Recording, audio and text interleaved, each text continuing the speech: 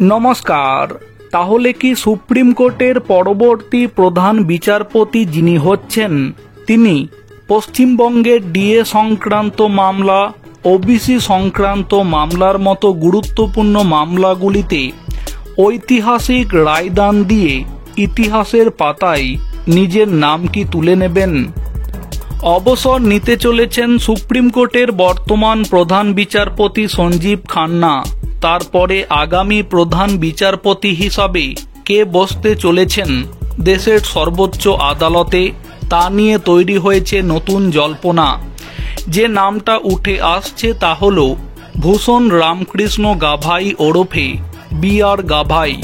জানা যাচ্ছে বর্তমান প্রধান বিচারপতি সঞ্জীব খান্না তার নাম সুপারিশ করেছেন কেন্দ্রের কাছে। সরকারের তরফে অনুমোদন পেলেই দেশের ৫১তম প্রধান বিচারপতি হিসাবে দায়িত্বভার গ্রহণ করবেন বি.আর. গাভাই। আগামী ১৩ই মে অবসর নেবেন সুপ্রিম কোর্টের বর্তমান প্রধান বিচারপতি সঞ্জীব খান্না।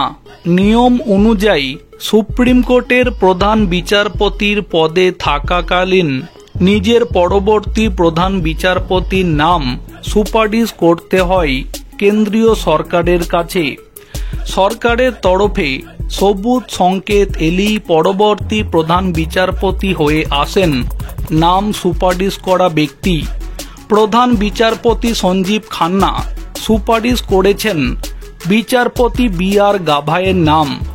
কেন্দ্রীয় সরকার যদি অনুমোদন দেয় তাহলে আগামী ১৪ই মে পরবর্তী প্রধান বিচারপতি হিসাবে শপথ গ্রহণ করবেন বি.আর. গাভাই।